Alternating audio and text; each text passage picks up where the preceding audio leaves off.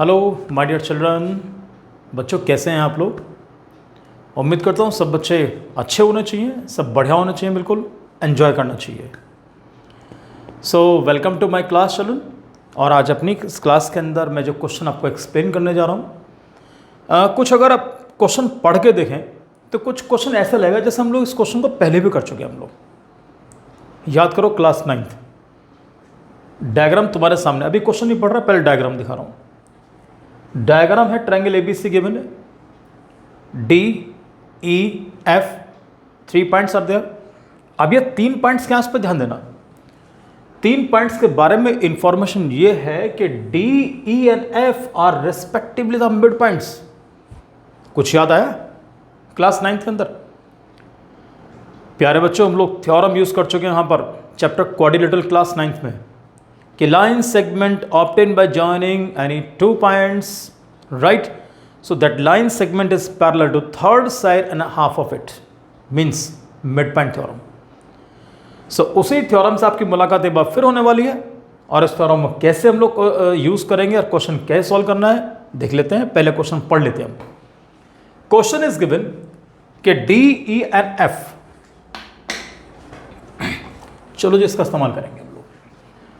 D, E and F are respectively the midpoints of sides A, B, B, C and CA of triangle ABC. Prove नहीं करना कुछ भी हमको। Find the ratio of the areas of triangle DEF and triangle ABC. This we have done in class 9th. The same question we have done. वहां पर भी हमने 2 triangles के रेशियो निकाला था एरियाज का हम लोगों ने। क्लियर? तो वहां पर तो केवल रेशियो ट्राइंगल्स का वैसे कैलकुलेट किया था हम लोगों ने, और इस बार इसी क्वेश्चन को हम लोग कैसे करने के लिए जा रहे हैं उस पर ध्यान देना सब बच्चे। बहुत सिंपल सा क्वेश्चन है और सेम क्वेश्चन है क्लास 9th वाला। वर्किंग में क्या डिफरेंस है आप खुद सोचना, एंजॉय करना इस क्वेश्चन को कि दोनों की वर्किंग में 9th वाला आसान लगे या 10th वाला आसान लगता है। तो पहले ज्वाइन करते हैं। चलो पहले मैं सिर्फ इसको ज्वाइन करूंगा बस, केवल ए ये लीजिए, इस पॉइंट को भी ज्वाइन करेंगे बाद में। गिवन के बारे में इंफॉर्मेशन है कि व्हाट इज गिवन कि D E and F R respectively the mid points. तो हम डायरेक्ट सॉल्यूशन से स्टार्टिंग करेंगे इसके हम लोग।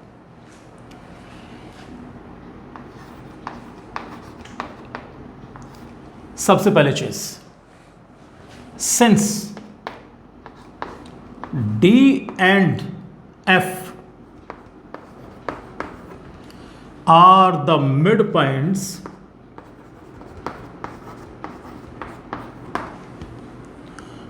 of sides AB और F is the midpoint of the side AC, AB and AC respectively। बच्चों रेस्पेक्ट देनी बहुत जरूरी है।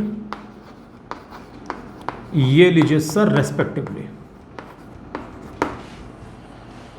इसके बाद क्या लिखते थे हम लोग कि line segment obtain bye joining any the midpoints of any 2 sides is parallel to third side and half of it। तो इसका मतलब प्यारे बच्चों को ये मिलेगा, therefore DF is parallel to BC and DF is equal to half BC। इस theorem का नाम था बच्चों by mid point theorem, mid point theorem. अब इसके बाद इसी तरीके से I will join the point DE and EF. हम इनको भी ज्वाइन करते हैं। तो चलो माय डियर चिल्ड्रन, हम इसको ज्वाइन करते हैं लाइक दिस, हाँ इसको यहां ज्वाइन करते हैं। अब मैं यहां पर आपसे एक चीज शेयर करूंगा। मैं इस क्वेश्चन को हम 2 तरीके सॉल्व करते हैं हम लोग, 2 तरीके से। एक तो ये कि हम पहले बी ई एफ डी को एक पैरेललोग्राम लेकर चलें। हमारा मेन पर्पस क्या होगा, मैं पहले आपको एक इशारा बता दूं हम लोग क्या करने वाले हैं। जब उसने कहा दोनों ट्राइंगल्स के एरियाज का रेशियो निकालना है और यहां पर हम लोग एरिया रेशियो थ्योरम भी यूज कर रहे हैं, तो इसका मतलब ये हुआ कि हमें पहले दोनों ट्राइंगल्स को सिमिलर शो करना होगा। और ट्राइंगल्स को सिमिलर शो करने के लिए आप केवल 2 ही एंगल्स बराबर ढूंढें। तो एक तरीका होता है कि हम इसको पैरेललोग्राम शो करें, राइट। तो पैरेलल शो करेंगे तो बाय एंगल प्रॉपर्टी से हम ट्रायंगल सिमिलर शो कर लेंगे। एक और तरीका है, हम एस प्रॉपर्टी का यूज भी इसके अंदर हम लोग कर सकते हैं। So I am going to apply the property S. Use कैसे करूंगा, सब बच्चे बड़े ध्यान से देकर चलना आप लोग। जब मैं एस प्रॉपर्टीज करूंगा ना साइड, तो मुझे यहां पर पैरेलल की जरूरत नहीं है, मैं केवल इससे काम चलाऊंगा अपना।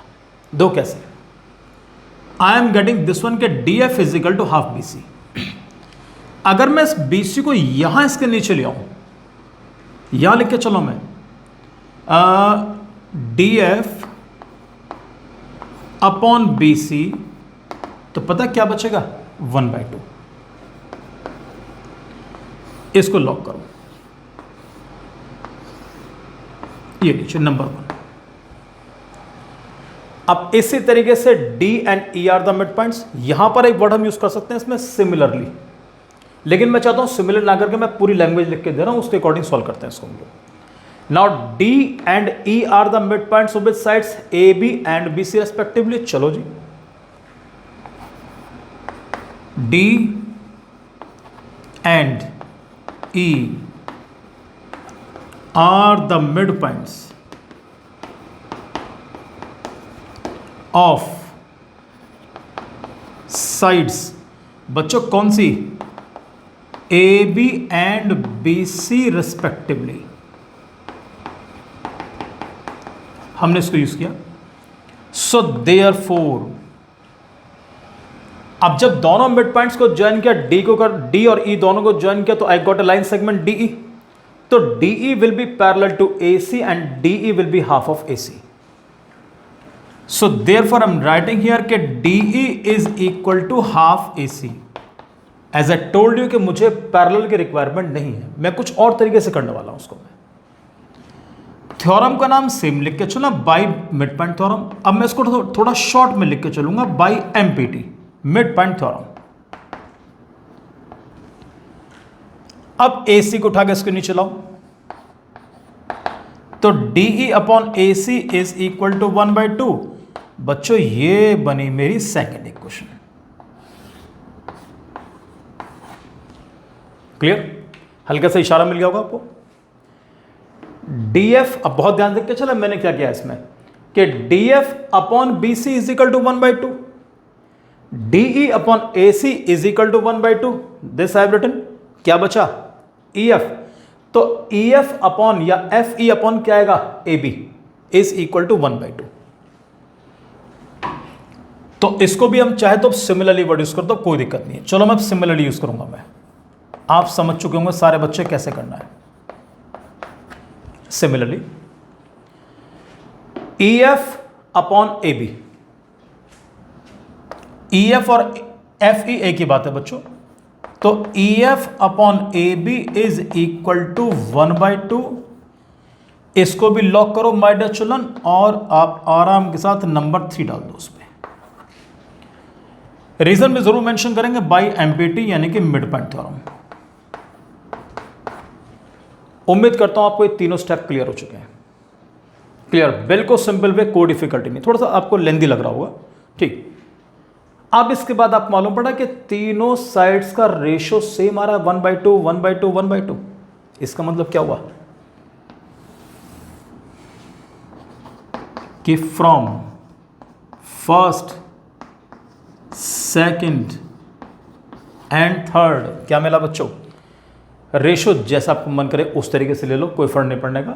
जैसे पहले लिखा हम लोगों ने कि DF अपॉन क्या रहा बच्चों, BC is equal to, second I have taken DE upon AC। चलो जी, is equal to EF upon AB। तीनों का रेशियो क्या था बच्चों, 1/2 1/2 1/2। तो तीनों रेशियोज आपस में बराबर हो गए। अब एक चीज सोचो, सारे न्यूमरेटर पे ध्यान दो। DF, DE, EF are the parts of which triangle, DEF, this triangle. So therefore triangle DEF is a similar triangle. अब बड़े ध्यान देख के चलना, नाम कैसे रख के चलोगे। ये मत सोचना कि DEF है तो ABC बन जाएगा, बिल्कुल भी नहीं बनने का इस तरीके से। हम यहां से देख के चलेंगे मैंने पहले लिखा DE, तो यहां ध्यान दो DE अपॉन क्या रहा, AC, तो DE अपॉन AC, तो ट्राइंगल के दो नाम बनेंगे, या तो बनेगा ACB या बनेगा CAB, because AC and CB both are same, कोई फर्क नहीं पड़ता। तो मैं दोनों ट्राई करता हूं, देखता हूं सही नाम कौन सा निकलता है। तो first of all let me right ACB। पहले इसको चेक करते हैं वेदर इट इज राइट और wrong. DE upon AC perfect, EF upon CB, EF upon AB आ रहा है, यानी कि नाम हमारा गलत हो रहा है इसका मतलब। तो सेकंड नाम मैंने आपसे क्या बोला था, CAB, तो triangle CAB let me try here. Naming पे जान लगा था ना पूरी तरीके से, नेमिंग गलत है तो क्वेश्चन खत्म तुम्हारा। DE upon CA, DE upon CA, EF upon AB, EF upon AB, और लास्ट क्या बचा, DF upon CB, DF upon CB, yes. तो इसका मतलब है कि ये नाम गलत है और ये नाम परफेक्ट है हमारा। By which property, by SSS similarity, सबको मालूम पड़ा। और एवरीबडी नोज के if two triangles are similar, जब दो ट्राइंगल्स सिमिलर हो गए, ठीक, the ratio of the areas of two similar triangles is equal to the ratio of the squares of their corresponding sides. इसका मतलब क्या, therefore area of triangle DEF upon area of triangle CAB, नाम में confuse मत होना, ये मत सोचना सर NCERT में तो ABC लिखा है, वो तो लिख के देंगे बुक में, तो एक सिस्टम बनेगा, लेकिन जब ट्राइंगल्स आप सिमिलर शो करेंगे तब बहुत ध्यान से देकर चलना। इज इक्वल टू किसके बराबर होता है, the ratio of the squares of their corresponding sides. कोई भी एक पेयर ले लो, तो मैं सोचता हूं I am trying DE square upon CA square, ऐसे कर लेते हैं हम लोग। और if I right DE upon CA इसको अगर मैं होल स्क्वायर कर दूं तो किसी बच्चों को दिक्कत नहीं होनी चाहिए, क्योंकि मैंने दोनों के स्क्वायर अलग अलग से मैंने कंबाइन कर दिया। जानते हो what is the value of DE upon CA? DE upon CA what is written बच्चों, इट्स 1/2। ये लो सर जी, यहां नीचे लिख दो 1/2, इसका कर दो whole square. What is the square of 1/2? It's 1/4। इस तरीके से करके चलेंगे बाई SSS सिमिलरिटी। और अगर आप सोचते हैं कि भाई हम एंगल से करना चाहते हैं तो भी कोई डिफिकल्टी नहीं थी, मैं आपको यही क्लियर कर रहा हूं कि एज वी हैव शोन कि DF is parallel to BC। यहां एक आइडिया दे रहा हूं हल्का समय कि DF is parallel to BC। अगर DF BC के पैरेलल है तो DF B के पैरेलल भी होगा, BE के पैरेलल। दूसरी चीज, DF is equal to half BC, DF BC का हाफ B है, और बच्चों BC का हाफ क्या है, BE। तो इसका मतलब ये हुआ कि DF is parallel to BE and DF is equal to BE। Opposite sides are equal and parallel, then the figure is a parallelogram. और इन ए पैरेललोग्राम आप जानते हो opposite angles are equal to each other. इसका मतलब क्या हुआ, angle B is equal to angle F मिल जाएगा आराम से, क्लियर। यहीं से आप एंगल निकाल देंगे, बिल्कुल डिफिकल्टी आपके लिए नहीं आने इसमें, राइट सर। तो जैसे angle B is equal to F मिला आपको, similarly angle C is equal to आप एंगल D कर सकते हैं। सिमिलरली वर्ड, दो ही एंगल बराबर चाहिए, ट्रायंगल सिमिलर हो जाएंगे, उससे भी निकाल लेंगे, कोई डिफिकल्टी नहीं है। तो जैसे मन करे आप वैसे करके चलना। सोच रहा हूं कि आपके लिए वीडियो उस पर ही बना के दूंगा मैं आपके लिए कि इसको एंगल प्रॉपर्टी से, यानी कि बाई पैरेललोग्राम कैसे करेंगे, तो मैं उस पर भी प्रयास करूंगा। आई विल ट्राई कि इसके ऊपर भी आपको मैं वीडियो बना के दूं। हालांकि मैं हर साल इस क्वेश्चन को दोनों तरीके से कराता हूं, मैं इससे भी और उससे भी, क्लियर चिल्ड्रन। सो उम्मीद करता हूं आपको ये क्वेश्चन समझ में आ गया होगा। सो मिलता हूं आपसे मैं नेक्स्ट वीडियो के अंदर। सो तब तक बच्चों, thank you very much and God bless you प्यारे बच्चों।